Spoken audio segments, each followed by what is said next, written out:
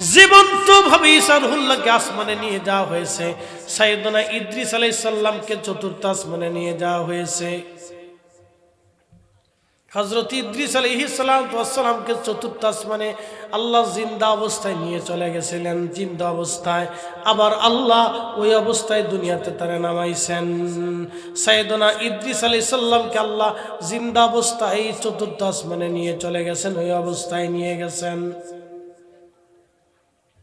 হযরত ঈসা রুহুল্লাহরে আল্লাহ দ্বিতীয় আসমানে নিয়ে চলে গেছেন। ঈসা রুহুল্লাহ যখন দিনের দাওয়াত দিলেন, একদল ইহুদি চিন্তা করলো আজকে ঈসারে বাঁচতে দেব না, মারার জন্য ধাওয়া করলো। সাইয়েদনা ঈসা রুহুল্লাহ দৌড়াই একটা পরিত্যক্ত বাড়ির মধ্যে ঢুকলেন।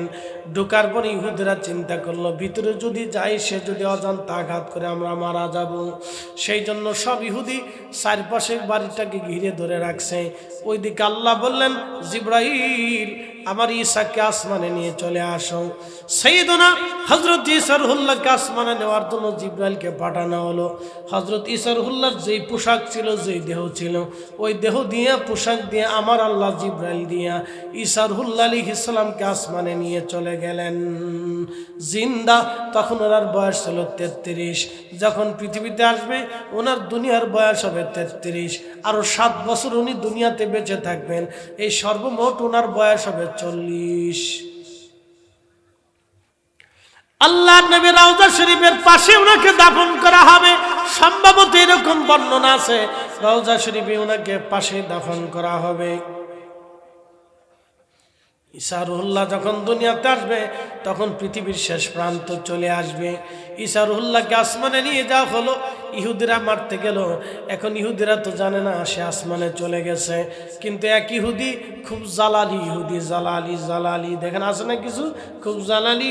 হিন্দুদের ভিতরে দেখবেন কেউ কেউ আছে খুব জালালি। ওই যে আপনার কি বলে বাবরি মসজিদ ওরা ভেঙে ফেললো, উগ্র হিন্দুত্ববাদীরা বাবরি মসজিদ ভেঙে ফেললো। এরপর আরো মসজিদ ওরা ভাঙতে চিন্তা করতেছে। উগ্রপন্থী হিন্দুরা মাঝে মধ্যে মুসলমানদেরকে পিটায়, মুসলমানদের মসজিদের সামনে যায় স্লোগান দেয়। ভারতে মাঝে মধ্যে দেখবেন উগ্রপন্থী হিন্দুরা, সব হিন্দু না কিন্তু হিন্দুদের ভিতরে কিন্তু সবাই উগ্রপন্থী না, উগ্রপন্থী হিন্দু ওই বিজেপির কিছু সদস্য নাম দিছে গোমাতা রক্ষা কমিটি। গোমাতা রক্ষা কমিটি নাম দিয়ে ওরা মুসলমানদেরকে পিটায়। খাসির গোশত নিয়ে গেলেও মুসলমানদের গরুর গোশতকে বলে ধরে মব সৃষ্টি করে মারে। বাংলাদেশে এই দেখেন না কিছু কিছু মাঝে মধ্যে মব তৈরি হয়, ওরকম মব তৈরি করে ওরা মুসলমানদেরকে পিটায়। সব হিন্দুরা কিন্তু মারামারি করে না, এটা আবার ভাববেন না। ওরা উগ্রপন্থী কিছু হিন্দু আছে, ওরা মুসলমানদেরকে মব তৈরি করে হিন্দুস্তানে মুসলমানদেরকে অত্যাচার করে।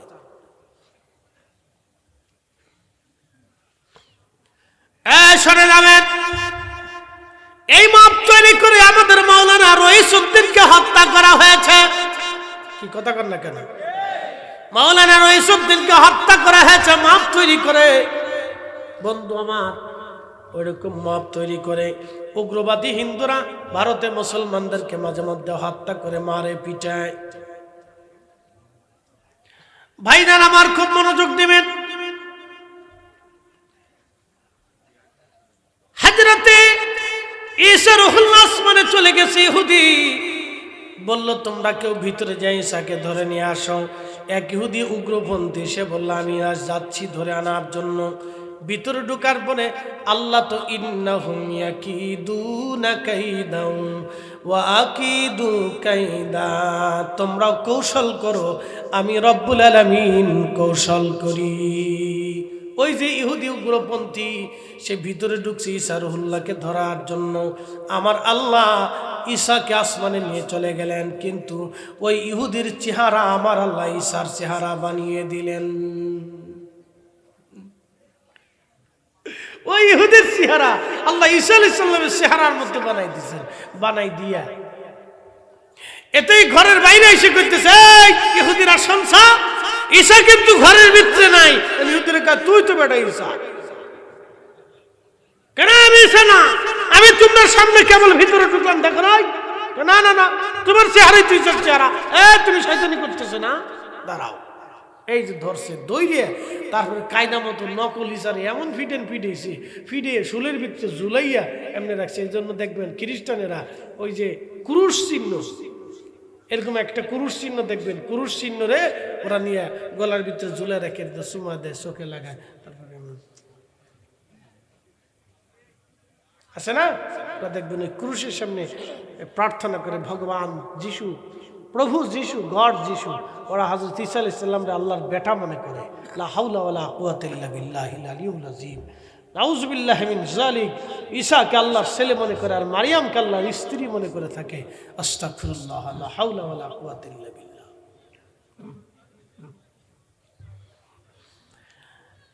এ বাজরা কোরআনবাসী ভালো করে শুনে যাবেন, হযরত ঈসা রুহুল্লাহকে আসমানে নিয়ে চলে যাওয়া হলো, আর নকল ঈসাকে পিঠে মারা হলো।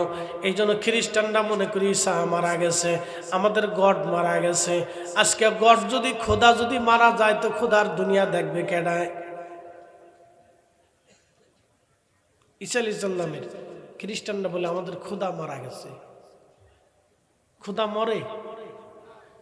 একসাথে বলুন, খোদা মরে? তো খোদা যদি মরে যায় তো খোদা হলো কেমন? কি কথা ঠিক আছে কিনা? এই জন্য আল্লাহ উত্তর দিয়ে দিলেন, আল্লাহু লা ইলাহা ইল্লা হুয়াল হাইয়ুল কাইয়্যুম। আমি হাবিব, আপনি বলে দেন আল্লাহ আমি সেই রব, আমার কোনো শরীক নাই, আমার কোনো শরীক নাই, আমি শরীকবিহীন, আমার পরিবর্তে আর কোনো খোদা নাই। তোমরা আর শুনে নাও, আমি হাইয়ুল কাইয়্যুম, চিরঞ্জীবন, আমার কোনো মৃত্যু নাই, আমার কোনো জীবন নাই, আমার কোনো শুরু নাই, আমার কোনো শেষ নাই, আমি স্থায়ী, আমি অস্থায়ী না, আমার ডান বাম উত্তর দক্ষিণ পূর্ব পশ্চিম নাই। লাইসা কামিসলিহি শাইউন, আমার কোনো তুলনা নাই, আমি আল্লাহ, আল্লাহ, আমি একই, আমার আর কোনো শরীক নাই। একবার জোরে বলা যাবে কি আল্লাহু আকবার। কখনো তোমাকে যদি ভুলি, হেদায়েতের আলো জ্বেলে নিও কাছে তুলি, ঠাই দিও প্রিয়তম অগমহিয়ান, তুমি রহমান, তুমি মেহেরবান। ওয়াজ মূলের জায়গা চলে যাচ্ছি। এই উম্মতের এত মর্যাদা, বলছিলাম রিয়াজুল জান্নায় বসে অন্ধ হাজী আল্লাহর দরবারে দোয়া করলো, কিন্তু চোখ ভালো হলো না।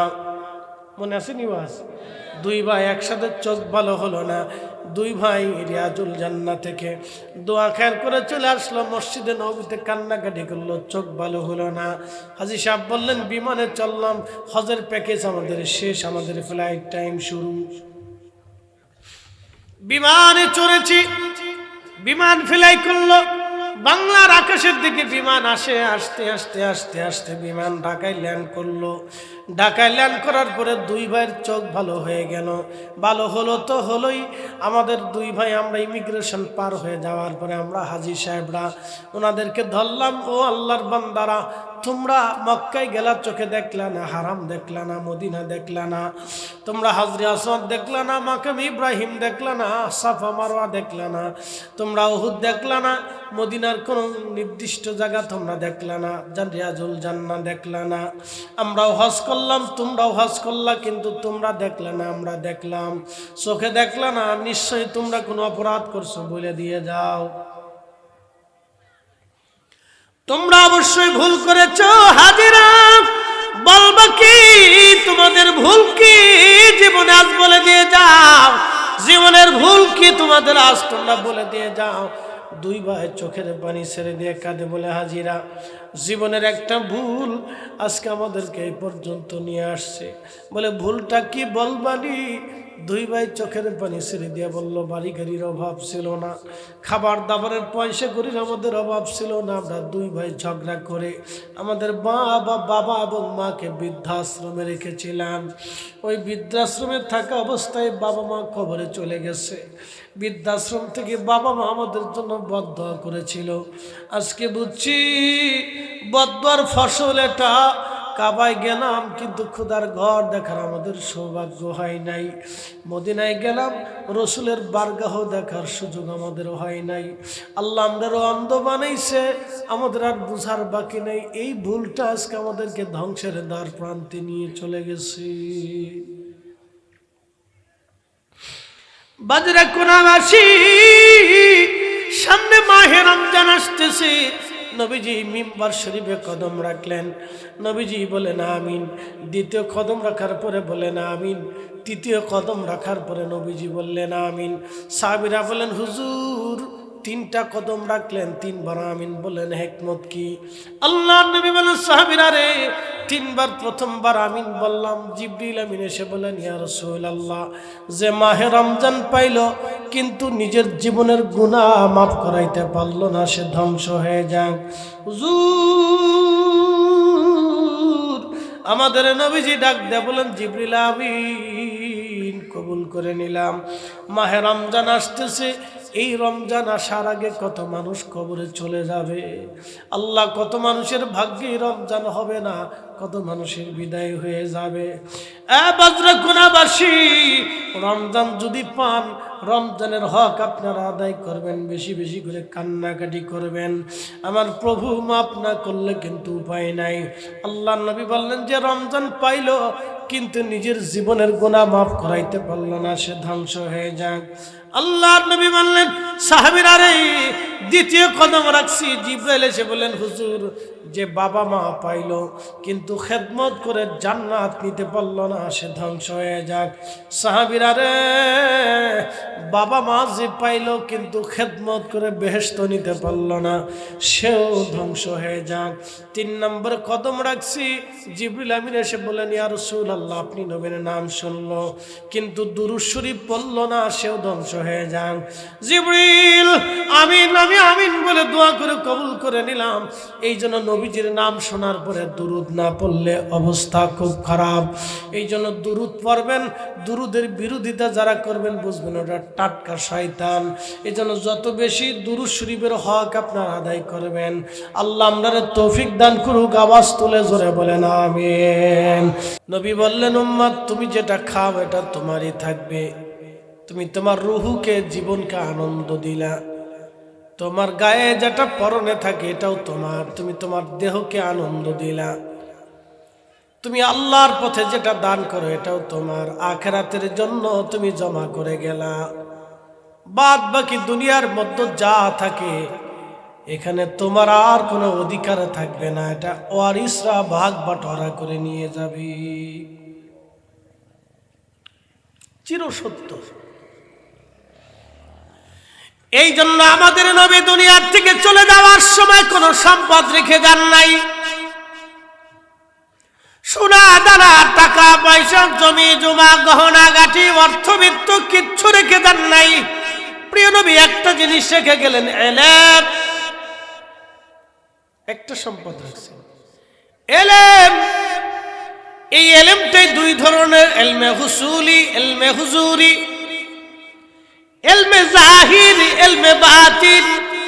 ইলমে জাহির, ইলমে বাতিন। ইলমে জাহিরের কারখানা হলো মাদ্রাসা, আর ইলমে বাতিনের কারখানা হলো আল্লাহর ওলিদের দরবার। একসাথে বলবেন আল্লাহু আকবার। না, আরো জোরে বলেন আল্লাহু আকবার।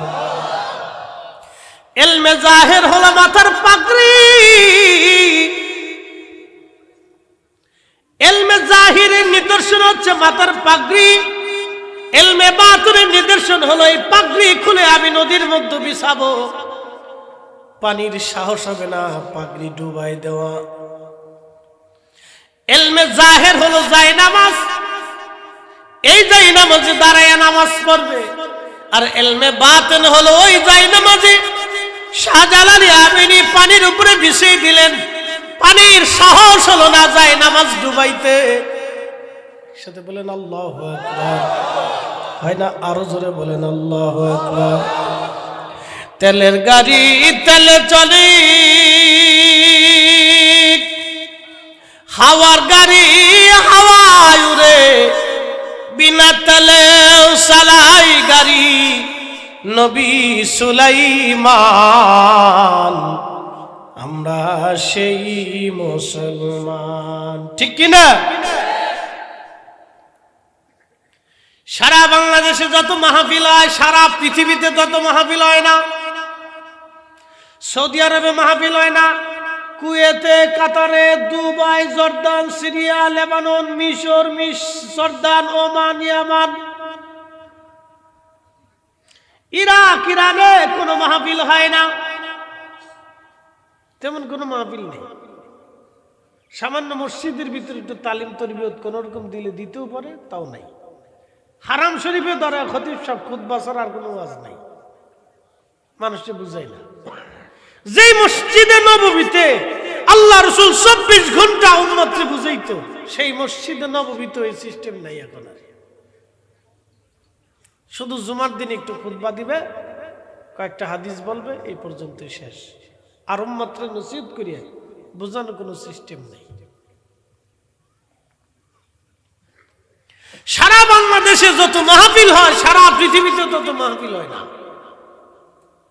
মনে রেখেন। সারা বাংলাদেশে যত গরু চোর আছে, সারা পৃথিবীতে এত গরু চোর নেই।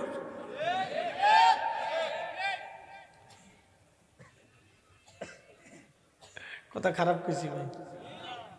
এ জাতি সব দিক দিয়ে সেরা, চুরিতেও সেরা, মাহফিলেও সেরা, নামাজেও সেরা, জিকিরেও সেরা, পীর মুরিদেও সেরা, ওলিতেও সেরা, শয়তানিতেও সেরা, ডাকাতিতেও সেরা, খুন খারাপিতেও সেরা। বাপ রে বাপ, কি না আছে এই দেশে, সব পাওয়া যায়। Made in Bangladesh, made in Bangladesh. এটা আনবেন, এটা নকল করে ফেলবেন, মেড ইন জিনজিরা, সব নকলের সিস্টেম পাবে। বাপ রে বাপ, সাইল পর্যন্ত নকল করে ফেলাইছে এরা।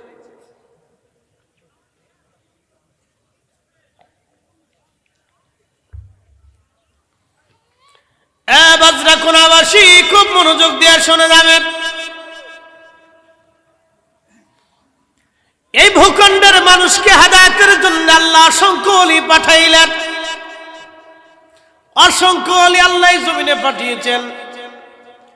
1300 বছর আগে হযরত বাইজিদ বোস্তামি চট্টগ্রামে আসলেন। তার 100 বছর আগে সাদ বিন আবি ওয়াক্কাস চট্টগ্রামে আসলেন। বাইজিদ বোস্তামি রাহমাতুল্লাহ আলাইহি 100 বছর পরে হযরতে বদর শাউলিয়া রাহমাতুল্লাহ আলাইহি আসলেন। যেই পাথরের উপরে সওয়ার হয়ে নদীর উপরে পাথর ভাসায় আল্লাহর ওলি এসেছিলেন, সেই পাথর ওনার মাজারের সামনে এখনো আছে। আসতে হবে কেন? জোরে, আরো জোরে জোরে জোরে জোরে। পাথর ভাসে, একসাথে বলেন, পাথর ভাসে, লোহা ভাসে। এটা ভাসে না, এটা ধর্মই ডুবে যাওয়া। কিন্তু বদর শাউলিয়া পাথরের উপরে সওয়ার হয়ে আসছে।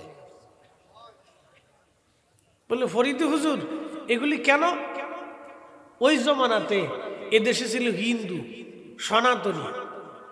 সনাতনীরা দেখবেন এখনো শিবের লিঙ্গ বানাইয়া হেতার সামনে বেরিয়ে সেজদাত করে দেয়। কি পাগল, গরুর মুদ খায় না, মনে কিছু নিয়ে না। কোনো সনাতনী থাকলে আমি বুঝে আসে না, গরুর মুতে কি পরিমাণ প্রোটিন আছে ভাই। হ্যাঁ কিছু আছে তো, ওটা সেটি লাভ কি? বুঝলাম না কিছু। তুই মুদ বাদ দিয়ে দুধ খা। কি কথা কর না, কথা ঠিক আছে? তুই মুদ বাদ দিয়ে দুধ খাবে না, তোর মুদ খাইতে যেটা কইছে ওটারে বেশি করে খাওয়া। শয়তান, যেই ব্রাহ্মণকে মুদ খাতে ওরে খাওয়া, তোর কেজি কেজি এনে দেব, তুই খা।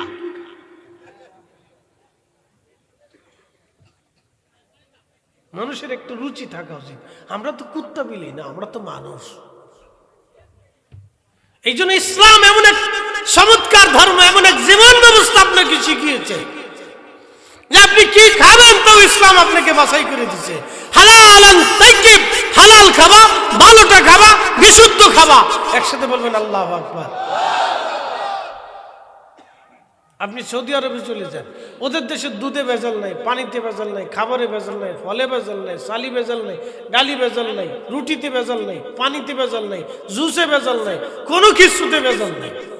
এজন্য ওদের দেশে 70 বছরের বুড়া বিয়ে করে, আর আমাদের দেশে 70 বছরের বুড়ারে ট্রেজারে করিয়া কাজ করে হসপিটালে দৌড়াইতে হয়।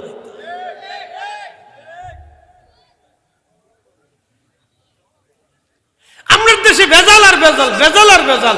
যারা ভেজাল দেয় ওরা ডাকাত, যারা ভেজাল দিতে সাহায্য করে ঘুষ খাইয়া টাকা নিয়ে সুযোগ করে দেয় ওরা ডাকাত, ওদেরকে যারা মদত দেয় ওরা ডাকাত, ওদেরকে যারা সমর্থন করে ওরাও সমান তলে ডাকাত।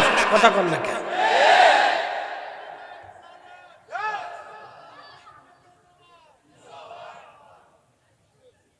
বুঝলাম না। না দাদা বুঝে সারে নাই, তাকবীর ঠিকই দিচ্ছে, আপনারাও বুঝেন নাই। এই নারের তকবীর না কয়ে একবারে নারে রিসালের দিয়ে চালু করে লাইছে, অসুবিধা নেই। তকবীর তো একটা হইছে, সমস্যা নেই। নারে তকবীর, নারে রিসালাত। আমি নবীরা মানিলাম, কি যে ভুল করিলাম, ভস্মে ঢালিলাম ঘি, মানস হইয়া ভবেতে আসিয়া, মানুষের করিলাম কি, মানস হইয়া ভবেতে আসিয়া, মানুষের করিলাম কি। এ বাজরা কোনাবাসী ভালো করে শুনে যাবেন হাজিরিন, আল্লাহর ওলিরা ভূখণ্ডে এসেছিলেন, ওই সময় তার এই কামালিয়াত কারামত আল্লাহর ওলিরা দেখাইলেন। যদি না দেখাইতেন তাহলে জাতি বিশ্বাস করতো না। ইসলাম আসলো। আমি মালদ্বীপে গিয়েছিলাম ভাই আমার, আমাদের 400 বছর আগে ইসলাম মালদ্বীপে আসলো। নবীজির 1000 বছর পরে ইসলাম মালদ্বীপে গেল। ইব্রাহিম ইস্কান্দারি রহমতুল্লাহর হাত ধরে ওনার মাজার জিয়ারত করে আসছি। 400 বছর আগে মালদ্বীপে আল্লাহর ওলি ইসলাম নিয়ে গেলেন। 1000 বছর পর্যন্ত এই জমিনের ইসলাম কি জিনিস তারা জানতো না, কিন্তু মালদ্বীপের 1000 বছর আগে, 900 বছর আগে বাংলাদেশে ইসলাম আসলো। কত ওলিরা এই মাটির নিচে ঘুমিয়ে গেল এই জাতিকে কালেমার দিশা দিয়ে, কালেমার দিশা দিয়ে ওলিরা মাটির নিচে ঘুমায় গেল। তারপরও এ জাতি বোঝার চেষ্টা করে না। এরপরেও এ জাতি এতটাই তাদেরকে বোঝানো যায় না। এরা ওয়াজ শুনে কিন্তু ওয়াজ বাড়ি পর্যন্ত তারা নেয় না। ওয়াজ শুনে মানকি সিপাই দাঁড়ায় বিড়ি টান দিয়ে ওয়াজ শেষ করে ফেলায়। ও যাওয়ার সময় 2 বিড়ি টান দিয়ে হুজুর খুব জাহান্নামের ভয় দেখেছে রে, খুব টেনশন লাগতেছে, বিড়ি একটা ধরাই, শেষ। আর মনে নেই, মাথার থেকে টেনশন চলে গেছে। কথা খারাপ করছি। মেড ইন বাংলাদেশ, মুসল্লি মুসল্লি। এই মুসল্লি দেখলে শয়তানও তারা হাসে, কয় দেখ সত্যি।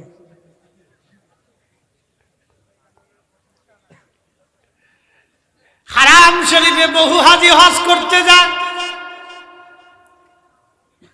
আরাফাত থেকে হাঁটা দিয়ে মুজদালিফা, মুজদালিফার থেকে পাথর সংগ্রহ করে ফজরের নামাজ পড়ে হাজি হাঁটা শুরু করে। হাজি হাঁটে, হাঁটতে হাঁটতে হাঁটতে হাঁটতে জমারাতে আসে শয়তানরে পাথর মারার জন্যে। ওই হেঁটে আসার সময় বহু হাজি মারা যায়, বহু হাজি অসুস্থ হয়ে পড়ে যায় হেঁটে আসার সময়। খুব মারাত্মক। এই সময় অনেক হাজির কষ্ট হয়। আর যদি ঠেলা গাড়িতে চলে যায় হাজি, ওর ঠেলতে ঠেলতে তার জান শেষ। এই জন্য যৌবনকালে হজ করে আসে, বুড়াকালে যে লাভ নেই। যৌবনের সময় হজ করলে বরকতের হজ হয়, একবার পারফেক্ট বয়সে। হাজি হাঁটতে হাঁটতে চলে গেছে জমারাতে শয়তানরে পাথর মারার জন্য। শয়তান ওইখানে দাঁড়ায় থাকে। দেখি কোন হাজি আজকে আসছে আমারে পাথর মারার জন্য। দেখে শুনে হাজি আমারে পাথর মারার জন্য আসছে। শয়তানে হাসি কয়, দোস্ত তুই আইছিস আমারে পাথর মারার জন্য? দোস্ত 1 লক্ষ টাকা হাওলাত দিয়ে 20,000 টাকা লাভ নিয়েছিস দোস্ত। দোস্ত রে তুই আইছিস আমারে পাথর মারার জন্য। দোস্ত তুই টাকা দিয়ে টাকার ব্যবসা করিয়া কোটি কোটি টাকার মালিক হইয়া দোস্ত আইছিস আমারে পাথর মারতে। দোস্ত আমারে পাথর মারার দরকার না, তোরে পাথর মারার দরকার। শয়তান দাঁড়ায় দেখে এক হাজি গাছে 30 বছর ধরে বনের জমি বুঝাই দেয় না। শয়তান দূরে দাঁড়ায় দাঁড়ায় হাসে কে, দোস্ত তুই আইছিস আমারে পাথর মারার জন্য। 30টা বছর তুই বনের জমি বুঝাই দিস নেই। ওই জমির টাকা থেকে তুমি সুন্দর করে খাবার খাইছো, চাল কিনছো, ডাল কিনছো, তেল কিনছো, গোশত কিনছো, এরপরে তুমি কবুতর কিনছো, খাইছো।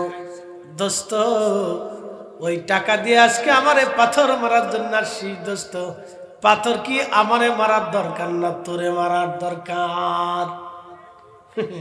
হজ বুঝে যান, এদেশের বহু হাজির হজ হয় না, কারণ টাকা 2 নম্বর আছে। ঘুষে টাকা, সুদে টাকা, আকাম্যা বাদাম্যা, তারপরে সান্দাবাজির টাকা। এই কথা কর না, জোরে বলেন। বহু হাজির হজ হয় না। যদি হজ হয় তো আল্লাহর কোরআন মিথ্যা হবে, রাসূলের জিন্দেগি মিথ্যা হবে। হজ করলে হাজি হজ, বাপ রে বাপ নাম রেখে লিখছে হাজি সাহেব, তোম গাজী সাহেব, ওখানে ডাকাতি করে। কি আসতে কোন জোরে বলেন, ওখানে ডাকাতি করে লিখছে হাজি সাহেব।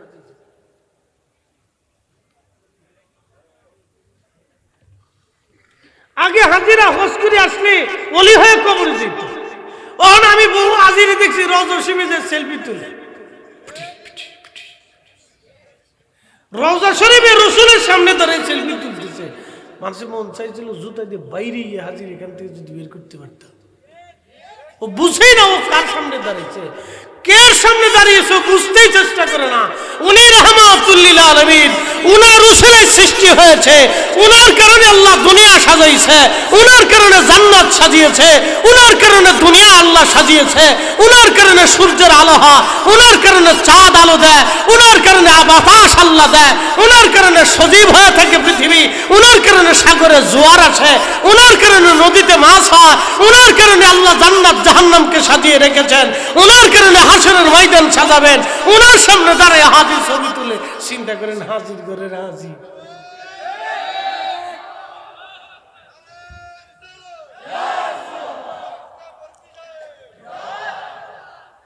কি আপনারা দুর্বল হয়ে গেছেন?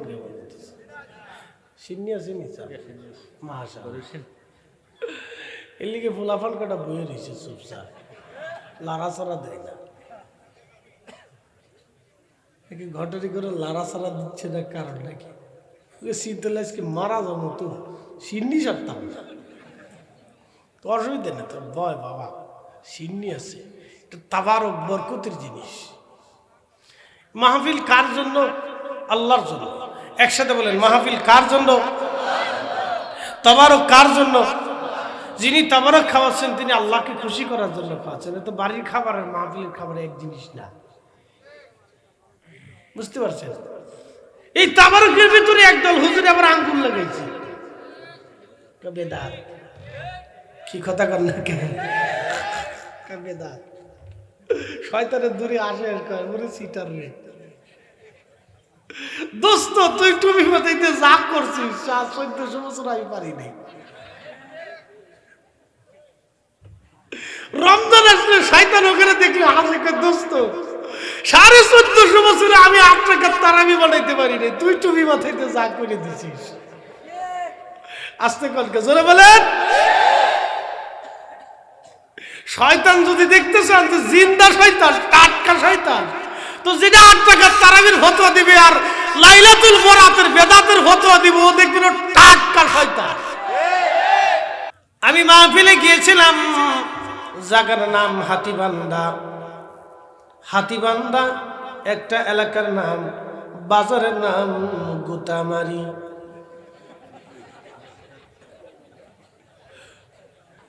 আমি বললাম আপনারা কি গুতা মারেন? কয় না। তো এর নাম দিল কিনা? মুরব্বীরে দিছিল গুতামারি। আরেকজনের দাওয়াত দিয়েছে, গ্রামের নাম কি? লুসকে মেলকে। এটা কি নাম? যাক ভালো, কত করো নাম। আর আজকের নাম হয়েছে প্রেমতলা। আমি হাসি। আর আজকের নাম দিচ্ছে শয়তান খালি। শয়তানের চিন্তা করে আমার নামটাও দিয়ে দিছি। যা ভালোই করছি। হোটেলের নাম দিচ্ছে ভূতের আড্ডা। চিন্তা করে তো, বাঙালি যে কত রকমারি বাঙালি, কত সিংকু ভঙ্কু বাঙালি। আপনি না দুনিয়া ঘুরলে বুঝবেন না যে কত সিংকু ভঙ্কু বাঙালি। আমি মালয়েশিয়াতে গেন্টিং হাইল্যান্ড থেকে কুয়ালালামপুরে আসবো, তো এক ভদ্রলোকের গাড়িতে উঠছি। তো মালয়েশিয়া, ওরাও অনেক পয়সার মালিক, তারপর দেখেন কাজ করে, পরিশ্রম করে, শুয়ে বসে থাকে না। আর আমরা বাংলাদেশে ফুলাফান বাপের হোটেলে খায়, আর পিছনের মোটরসাইকেল একটা দিয়ে খালি গিয়ার ছুটে ভ্যাঁ ভ্যাঁ ভ্যাঁ। পরে ট্রাকের নিচে পড়ে কাইতে পরে ঠ্যাংটা ঝুলে থাকা। দোয়া করো, দোয়া করো।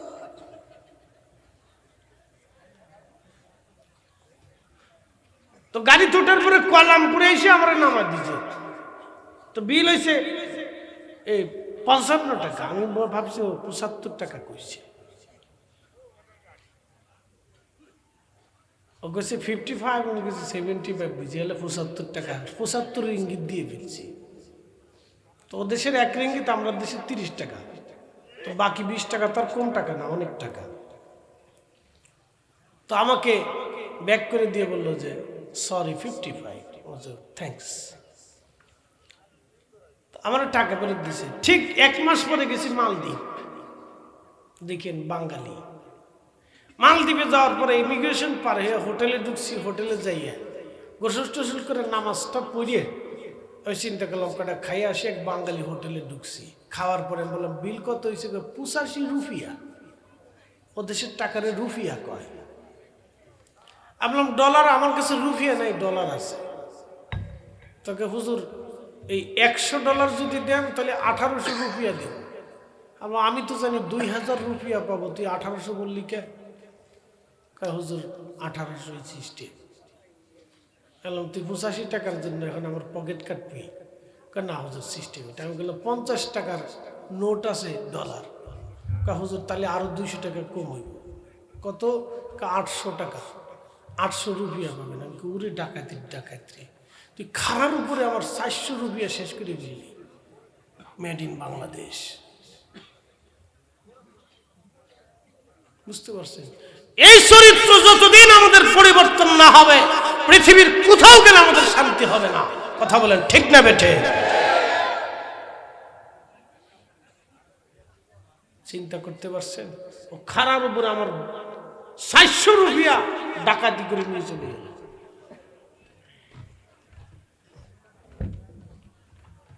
হাজিরিন ভালো করে শোনেন।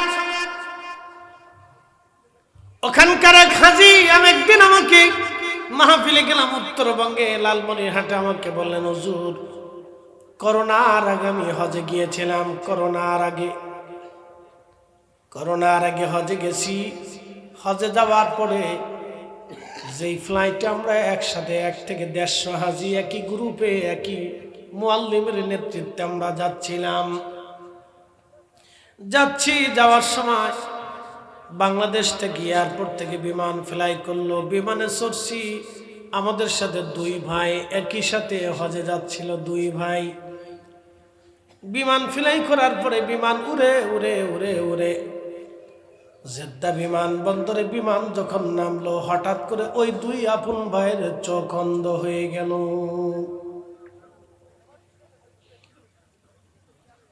হাজী সাহেব বললেন আমরা সমস্ত গ্রুপের হাজিরা চিন্তায় পড়ে গেলাম, ব্যাপার কি আমরা সবাই ভালো, দুইজন অন্ধ হয়ে গেল, কারণ কি? ডাক্তার দেখানো হলো, ডাক্তার বলল চোখে কোনো রোগ নাই, কিন্তু চোখে দেখে না, এটা সত্য। মুআল্লিম চিন্তা করলো আমার তো হাজি হস্ত করাইতে হবে, দুই ভাইকে হজে নিয়ে যাওয়া হলো। দুই ভাই হারামে যাইয়া কাবা ঘর তাওয়াফ করে কাবা ধরে দোয়া করলো, কিন্তু চোখ ভালো হলো না। কাবা শরীফ ধরে দোয়া করলো, কিন্তু চোখ ভালো হলো না। দুই ভাই মাকামে ইব্রাহিমে বসে দোয়া করলো, কিন্তু চোখ ভালো হলো না। যে মাকামে ইব্রাহিমে দোয়া করলে আল্লাহ বান্দার দোয়াগুলি কবুল করে নেয়, খোদার ঘর ধরে দোয়া করলে হাজির দোয়ার সাথে সাথে আল্লাহর আসমানে কবুল হয়ে যায়। দোয়া করলো দুই ভাই, কিন্তু চোখ ভালো হলো না। সাফা মারওয়াতে চলে গেল, সাই করলো, দোয়া করলো, কিন্তু চোখ ভালো হলো না। দুই ভাই কাবা শরীফ থেকে হজের আনুষ্ঠানিকতা যখন শুরু হয়ে গেল, মিনা প্রান্তরে গেল, দোয়া করলো, চোখ ভালো হলো না। আরাফাতে দেখেছি এমন কোন তাবু নাই রে যে তাবু থেকে কান্নার আওয়াজ না আসে হাজিদের। ওই আরাফাতের মাঠে হাজি দোয়া করলো, কিন্তু চোখ ভালো হলো না। মুজদালিফা এসে দোয়া করলো, চোখ ভালো হলো না। ফরজ তাওয়াফ করে দোয়া করলো, চোখ ভালো হলো না। কাবা ধরে ধরে কাঁদলো, কিন্তু চোখ ভালো হলো না।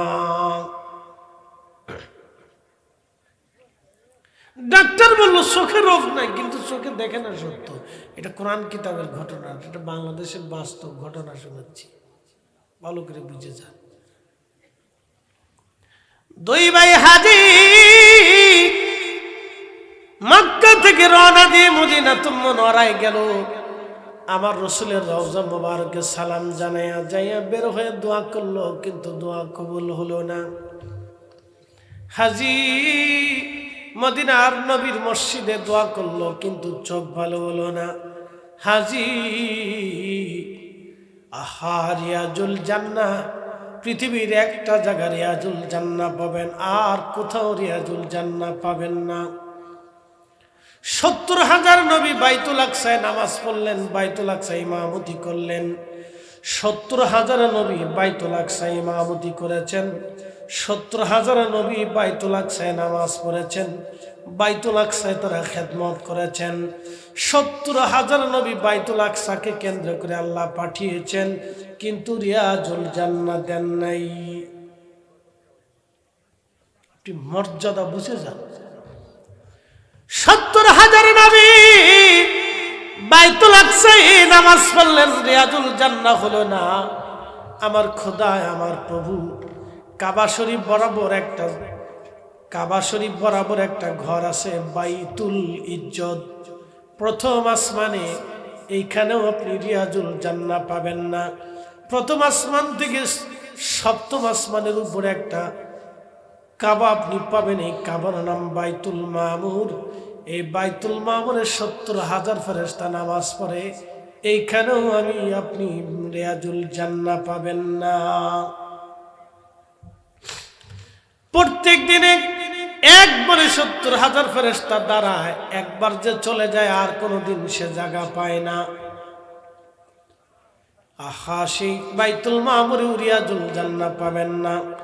বাইতুল্লাহ শরীফে ২,২৪,০০০ নবী রাসূল নামাজ পড়েছে, বাইতুল্লাহ শরীফও আপনি রিয়াজুল জান্নাহ পাবেন না। সৃষ্টিতে একটা জায়গা রিয়াজুল জান্নাহ, সেই জায়গার নাম মসজিদে নববী। মসজিদে নববী, মসজিদে নববী। ধুলির ধরা বেহেশত আজ জয় করিল, দিল রে লাজ। আজকে খুশির ঢল নেমেছে ধূসর সাহারায় রে সাগর আকাশ বাতাস দেখবি যদি আয় রে সাগর আকাশ বাতাস দেখবি যদি আয়।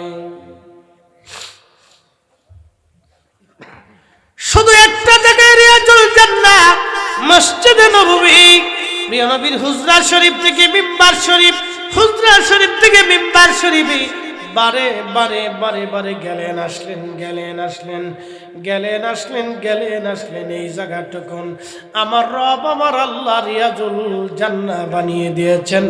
রিয়াজুল জান্নাহ আমার নবীর কারণে জান্নাতের বাগান হয়ে গেছে। একবার জোরে বলা যাবে কি আল্লাহু আকবার? নারে আরো জোরে বলেন আল্লাহু আকবার। আমরা সেই নবীর উম্মত, শ্রেষ্ঠ নবীর উম্মত, শ্রেষ্ঠ নবীর উম্মত, আমরা শ্রেষ্ঠ নবীর উম্মত। এই উম্মত হওয়ার জন্য 2,24,000 নবীর আল্লাহর কাছে দরখাস্ত করল, আল্লাহ আখিরি নবীর উম্মত বানিয়ে দেন। আল্লাহ বলেন তা হবে না। জীবনের শেষ সময় হযরত ঈসা রুহুল্লাহর দোয়া আল্লাহ কবুল করলেন। ঈসা রুহুল্লাহ বারবার বলে, আল্লাহ আপনি আমার আখিরি নবীর উম্মত বানায় দেন, আল্লাহ আপনি আমার আখিরি নবীর উম্মত বানায় দেন। আল্লাহ ঈসা রুহুল্লাহর দোয়া কবুল করে নিলেন। ঈসা আলাইহিস সালাম একদিন মস্ত বড় পাহাড়ের পাশ দিয়ে হেঁটে হেঁটে যাচ্ছে। সাদা মার্বেল পাথর, পাথর যেটা চকচকে সাদা, খুব সুন্দর দেখা যায়। আমি লোহিত সাগরে যে একটা পাথর আনছিলাম, আমার ঘরে আছে, ছোট্ট একটা পাথর নিয়ে আসছিলাম। আর আমি আর ওই বিশ্বনাথ আলিয়ার প্রিন্সিপাল মহোদয় গেছিলাম, বিশ্বনাথ আলিয়ার প্রিন্সিপাল সাহেব গেছিলাম লোহিত সাগরে হজের সময়। খুব সুন্দর জায়গা, পানি খুব চকচক করে, পৃথিবীতে খুব সুন্দর পানি, চমৎকার লোহিত সাগরের পানি আর মালদ্বীপ সাগরের পানি। মালদ্বীপে সাগরের পানির ভিতরে 10 ফিট 20 ফিট নিচু মাছ ঘুরতেছে দেখা যায়, এত চকচক পানি। কিন্তু এক গিলাস যদি খাইতে পারেন তো হসপিটাল ছাড়া রাস্তা নেই, অ্যাটেন টু মার্ডার, জায়গায় ব্রেকআপ হয়ে যাবে। লুনা লুনা খুব মারাত্মক। ও হাজিরিন, ভালো করে শুনে রাখবেন। হযরত ঈসা রুহুল্লাহ সাদা মার্বেল পাথর দেখে চুপচাপ দাঁড়িয়ে গেলেন। চারপাশে ঘুরে কয়, রাব্বি এত সুন্দর পাথর তুমি বানাইলাম। আল্লাহ বলেন, ঈসা তুমি কি দেখতে চাও? বলে, আল্লাহ ভিতরে কি আছে আমি তাই দেখতে চাই। আল্লাহ বলেন, তোমার হাতের লাঠি দিয়ে আঘাত করো। ঈসা রুহুল্লাহ হাতের লাঠি দিয়ে পাথরে আঘাত করলেন, সাথে সাথে পাথর 2 টুকরা হয়ে গেল। আল্লাহ ঈসা রুহুল্লাহ আলাইহিস সালাতু ওয়াস সালাম যখন পাথর 2 টুকরা হয়ে গেল, ঈসা নবী দেখতেছেন পাথরের ভিতরে একজন আল্লাহর বান্দা দাঁড়িয়ে দাঁড়িয়ে জিকির আদায় করতেছে। একবার জোরে বলেন আল্লাহু আকবার। কেমনে জিকির করে? দাঁড়াইয়া। একসাথে বলেন, কেমনে? দাঁড়াইয়াও করতে পারেন, অসুবিধা নেই। যদি বলেন হুজুর বসে করব, তাও করে। বলেন হুজুর শুয়ে করব, তাও করে। ঠান্ডা লাগছে রে বাবা, ভালো করে ঠান্ডা লাগছে। কিতা হইতো প্রত্যেক দিনই কুলায় না। অন বাজতেছে রাত 12:30 প্রায় 12টা 12:30 বাজতেছে, আর 12:15 বাজে। তো এটা শেষ করতে করতে 1টা বাজবে। তো 1টা বাজলে পরে আমার সাথে শরীর মেসিং হয় না। আপনারা ভাবেন যে হুজুরে খুব আরামে আছে না? আমরা লোকে যদি 1 সপ্তাহ চলেন তো পরের সপ্তাহে পালাবেন, কিন্তু হুজুর জীবনে মরে যাওয়ার আগ পর্যন্ত আপনার লোকে যাইতাম না। পাগল হয়ে যাবেন কেন? খুব মনোযোগ দিয়ে কথা শুনবেন। হযরত সাইয়েদুনা ঈসা রুহুল্লাহ আলাইহিস সালাতু ওয়াস সালাম তিনি পাথরটার ভিতরে দেখলেন একজন বান্দা দাঁড়িয়ে দাঁড়িয়ে জিকির করে। বললেন, বান্দা গো করো কি? বলে, খোদার জিকির করি। কত বছর? 400 বছর ধরে জিকির করতেছি। একসাথে জোরে বলেন মারহাবা। শ্রেষ্ঠ নবী দিলাম ওরে তরিয়ে নিতে রোজাহাসরে, পথ না ভুলি তাই তো দিলে পাক কুরআনের বাণী। খোদা তোমার মেহেরবানি। সাইয়েদুনা ঈসা রূহুল্লাহ ডাক দে বলে 400 বছর ধরে তুমি ইবাদত করো, খাও কি? বলে পাথরের ভিতরে আল্লাহ আঙ্গুর গাছ লাগিয়েছে, আমার রব আমার আল্লাহ পাক আঙ্গুর লাগে, আঙ্গুর খাওয়ায় খাওয়ায় বেহেশতের নেওয়াজ আমারে খাওয়ায় খাওয়ায় 400 বছর ধরে পাথরে আল্লাহর ইবাদত করতেছি। ঈসা রূহুল্লাহ ডাক দেখে, রাব্বি এই ব্যক্তির 400 বছরের জীবনে একটাও গুনাহ নাই, শুধু নেকি আর নেকি, নেকি আর নেকি, নেকি আর নেকি। আল্লাহ এর চাইতো দামি বান্দা দুনিয়াতে আর আসেনি, এর চাইতো মর্যাদা বলার নেকিওয়ালা আর দুনিয়াতে আসেনি। আল্লাহ ডাক দিয়ে বলেন, ঈসা এর চাইতো নেকিওয়ালা বান্দা দুনিয়াতে পাঠাবো। আল্লাহর ঈসা ডাক দিয়ে বলেন, আল্লাহ তারা কারা? আল্লাহ পাক ডাক দিয়ে বলেন, তারা আমার আখিরি নবীর উম্মত। একবার জোরে বলেন মারহাবা। গরু চুরি করে, জুতা চুরি করে, ছাগল চুরি করে, মুরগি চুরি করে, ডাকাতি করে, সন্ত্রাসী করে, ফিটি করে, মারে খাইতে দেয় না, মারে ঘর থেকে বের করে দেয়, ফিরিত করে অন্যের মায়া নিয়ে ভাগ্যে ফলাইছে। কথা কথা জোরে বলেন। এখন কি শীতকাল চলে না? কুত্তার কয়টা বাচ্চা? 7টা 8টা এরকম বাচ্চা আছে না? 8টা বাচ্চা আছে কুত্তার, আছে না ভাই? দেখবেন কুত্তা জীবনে কোনোদিন খাবার না থাকলেও ও মরে যাবে, কিন্তু বাচ্চা ছেড়ে পালাবে না। কথা ঠিক আছে নি? কুকুর তার বাচ্চা রেখে পালায় না। কিন্তু এই মানুষ জাতির ভিতরে কিছু নারী আছে, সেই দিন খবরে দেখলাম 3 সন্তান দেখে এক বেটি আরেক বেটার হাত ধরে পলাই চলে গেছে। কথা কথা জোরে বলেন। ওরা শুয়োর আর কুত্তা আর শয়তান নিকৃষ্ট। জোরে বলেন ঠিক না বেটি? ঠিক তো জোরেই কইলেন। কোন বেটা কাটা কই বেটির বিরুদ্ধে কইছি তো জোরে ঠিক কইছেন না? কোন বেটার বিরুদ্ধে কই দেখকে কি সাধু।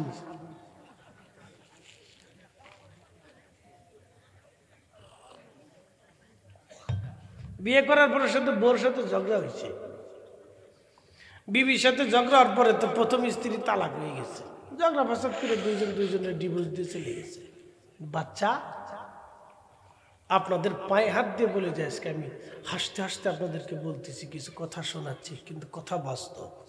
জীবনে কোনো স্বামী আর স্ত্রী যদি ডিভোর্স হইতে যায়, জীবনের সমস্ত শক্তি দিয়ে ডিভোর্স থামাবেন, কোনো দিন যাতে তালাক না হয়। কারণ ওই বেড়া আর একটা বউ পাবে, ওই মহিলা আর একটা স্বামী পাইলেও পাইতে পারে, কিন্তু ওই বাচ্চাটা সারা জীবন এই নেগেটিভ মাইন্ডেড নিয়ে সারা জীবন বড় হতে থাকে। সারা জীবনের মৃত্যুর আগ দিন পর্যন্ত এই দুঃখ সে ভুলতে পারে না। এটা জীবনের অনেক বড় ব্যথা,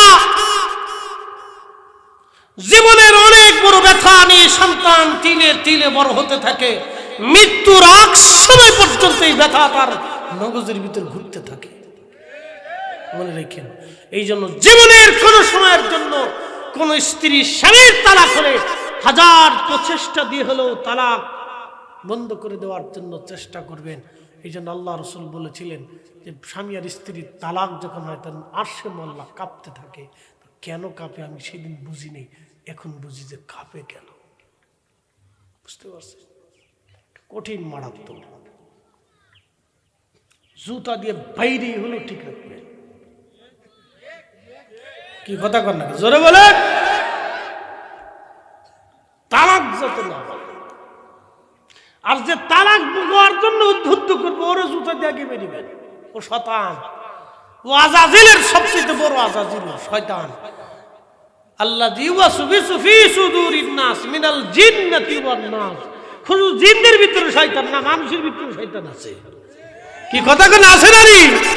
এই সামনে মাহে রমজান আসতেছে, রমজানে দেখবেন সব শয়তান রে শিকল দিয়ে আল্লাহ বাইন্ধে রাখবে, কিন্তু তারপরে চুরি হয়। হয়নি? দেখবেন রমজান আসার পরে চালের দাম বাড়বে না, ডালের দাম বাড়বে না, তেলের দাম বাড়বে না, পেঁয়াজের দাম বাড়বে। এখন তো গ্যাসের দাম বেড়ে গেছে। গ্যাসের দাম বেড়ে গেছে। একটা বোতলের দাম কত?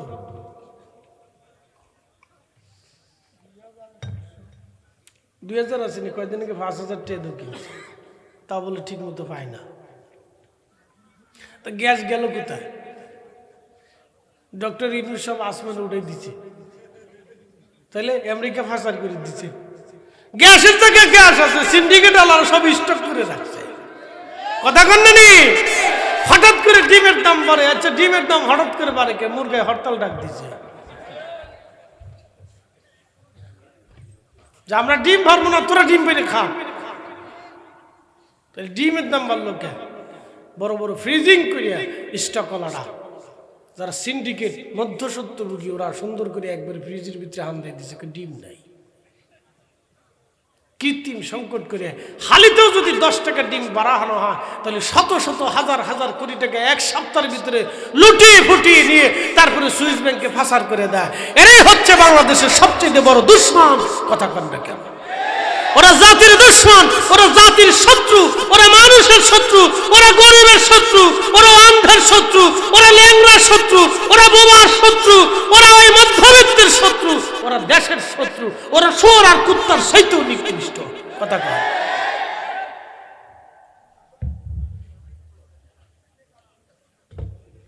কথা খারাপ কইছি?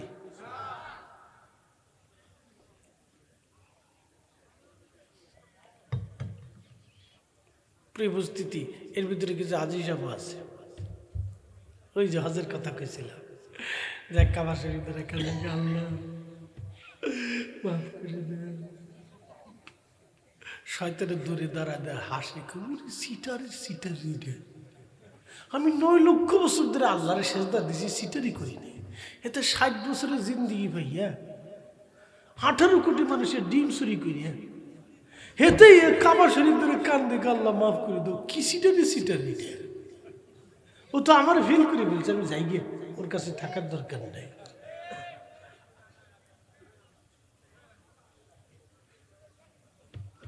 কবে ঠিক হবে নিজেরও জানি না। এই বাজরা কোরআনবাসী ভালো করে শুনে যাবেন। সাইয়্যিদুনা ঈসা রুহুল্লাহ ডাক দেখে, রাব্বি আখিরি নবীর উম্মত কি থেকে এত মর্যাদা দিবা? আল্লাহ ডাক দে বলেন, ঈসা রে, আমি আমার আখিরি নবীর উম্মতরে বিশেষ বিশেষ রজনী রাত্র দিব। ওই রাত্রিবেলা আমার বান্দারা ইবাদত করলে আমি আল্লাহ আমার এই বান্দার থেকেও 400 বছর ইবাদত করলে যত নেকি হয়েছে, তার থেকেও বেশি নেকি আমার বান্দাদের আমলনামে আমি আল্লাহ লিখে দেব। তার ভিতরে একটা রাত লাইলাতুন নিসফি মিন শাবান, শাবানের 14 তারিখ যা দিন, যা রাত্রিবেলা আমার কোনো বান্দা যদি ইবাদত করে, আমি আল্লাহ এই ব্যক্তির 400 বছরের নেকির চাইতেও বেশি নেকি আমার বান্দার আমলনামায় আখিরি নবীর উম্মতের আমলনামায় লিখে দেব। একটা জবান বন্ধ থাকবে না, চিৎকার মেরে জোরে বলেন আল্লাহু আকবার। তেলের গাড়ি তেলে চলে, হাওয়ার গাড়ি হাওয়ায় উড়ে, বিনা তেলে চালাই গাড়ি নবী সুলাইমান।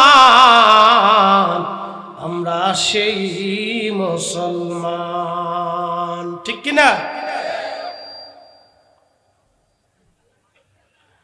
মাইকে যেন কুতকুত না করে, ডিস্টার্ব করে, একটু লেভেলে রাখ বাবা। আমি ওই দেখেন মেলার ভিতরে কত মানুষ, ইস ওরা সব সিন্নির সময় আসবে, খুব আসবে, তখন দেখবেন পিছনে সাটাং করে দাঁড়ায় গেছে, মানে এক করে বুঝে না কিছু, বুজুর গেলে ইসালাতুসালাম একবারে খুব আবেদ লোক, চুপচাপ এমন ভাবে দাঁড়ায়, বুঝে দুনিয়াত কিচ্ছু বুঝে না।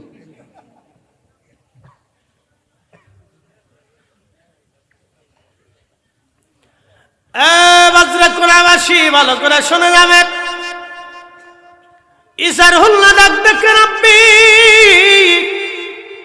একটা রাতের এত যদি দাম হয় আর উম্মতের এতই যদি মর্যাদা হয়, আল্লাহ তাহলে তুমি আমার ওই নবীর উম্মত বানায় দাও। আল্লাহ আমার ওই নবীর উম্মত বানাও, নুজাহাতুল মাজালিস ইমাম সাফুরি রাহমাতুল্লাহ আলাইহি লেখেন, হযরত ঈসা রুহুল্লাহ সিজদায় পড়ে ডাকে বলে, রাব্বি আমার ওই নবীর উম্মত বানায় দাও, এত দামি উম্মত, এত মর্যাদাওয়ালা উম্মত। আমি তো মাত্র 400 বছরের হিসাব লাইলাতুল বরাতের দিয়েছি, শুধু জুমার একটা হিসাব আপনারা দিয়ে যাই। আল্লাহ রাসূল বলেন, উম্মত জুমার দিনে যখন ডাক আসবে, জানু দিয়ালিস সালাতি মিয়াউমিল জুমা ফাসআউ ইলা যিকরিল্লাহি ওয়া জারুল বাই'।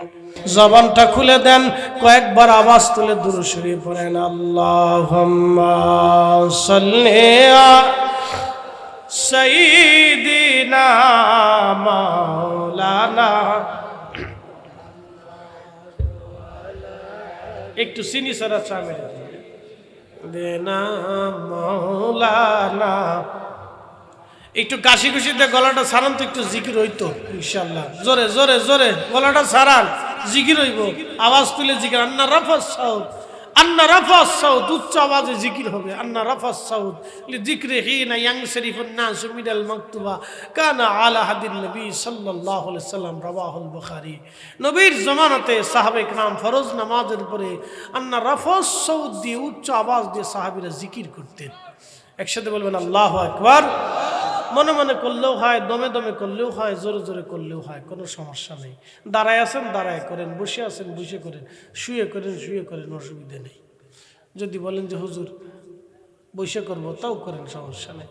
জিকির করেন, জবানটা খুলে দেন, মোহাম্মদে আওয়াজ তুলে বলেন আল্লাহ আল্লাহ। হায় হায়, জবান খুলে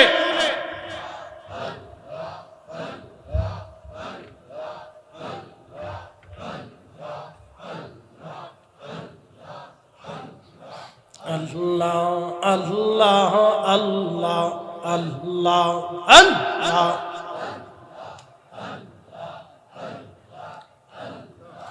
আল্লাহ তোমার লীলা খেলা কেউ বোঝে কেউ বুঝে না, আল্লাহ তোমার লীলা খেলা কেউ বোঝে কেউ বুঝে না। যার কাউকে রাখো গাছ তহলা তে, কাউকে রাখো বালাখানায়, আল্লাহ কাউকে রাখো গাছ তহলা তে, কাউকে রাখো বালাখানায়। আল্লাহ তোমার লীলা খেলা কেউ বোঝে কেউ বুঝে না, আল্লাহ আল্লাহ। আওয়াজ তুলে জবান খুলে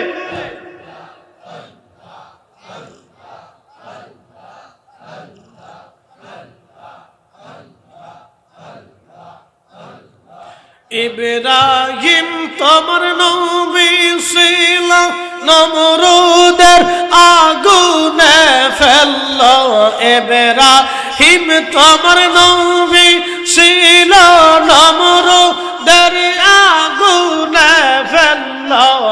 আগুন হইল ফুলবাগি সাপসম কেনে পড়ল না, আল্লাহ আগুন হইল ফুলবাগি সাপসম কেনে পড়ল না। আল্লাহ তোমার লীলা খেলা কেউ বোঝে কেউ বুঝে না, আল্লাহ আল্লাহ।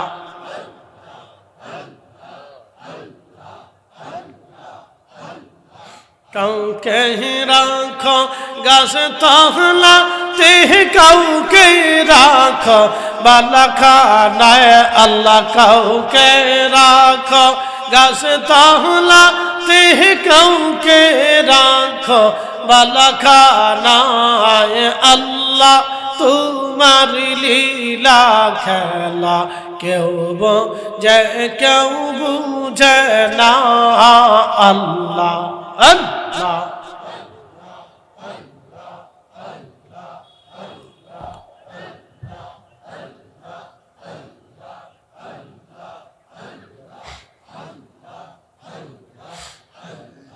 ইউনুস তোমার নবী ছিল মাসে তারে গিলে ফেলল মাসের পেটে রইলেন ইউনুস হজম কেন হইল না আল্লাহ মাসের পেটে রইলেন ইউনুস হজম কেন লো না আল্লাহ তোমার লীলা খেলা কেউ বোঝে কেউ বোঝে না আল্লাহ আল্লাহ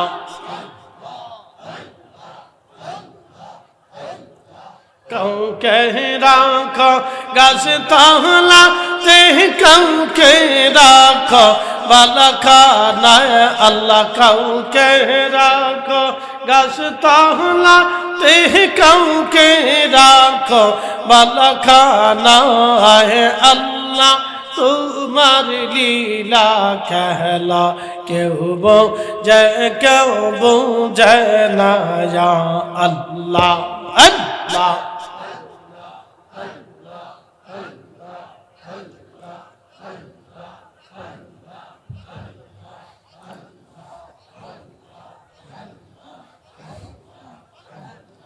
আল্লাহ আল্লাহ আল্লাহ আল্লাহ জবান খুলে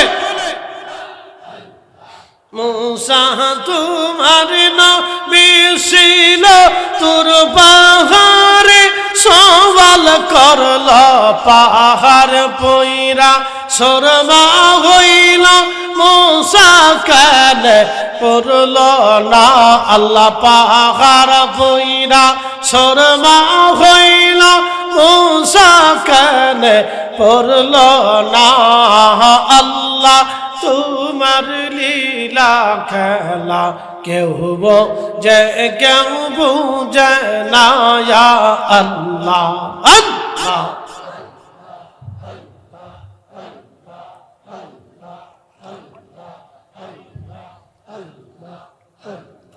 মানুষ বানাইছে গো আল্লাহ মানুষ বানাইছে গো আল্লাহ প্রেমের কারণে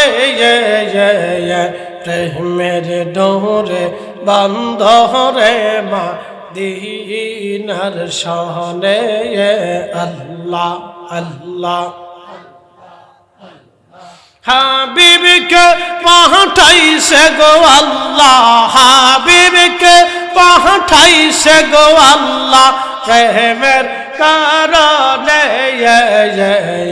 প্রেমের ডোরে বান্দরে মা দিনার সহনে আল্লাহ আল্লাহ আল্লাহ বানাইলেন কত জাতি হইল না তার প্রেম প্রীতি আল্লাহ বানাইলেন কত জাতি হইল না তার প্রেম প্রীতি অবশেষে মানুষ বানায় অবশেষে মানুষ বানায় প্রেমের কারণে প্রেমের ডোরে বন্দরে মা দিনার সহনে আল্লাহ আল্লাহ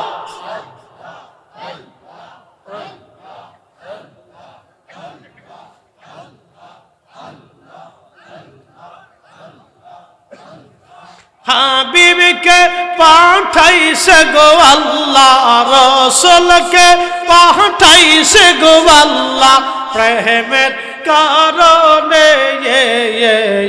প্রেমের ডোরে বন্দরে মা দিনার সহনে আল্লাহ আল্লাহ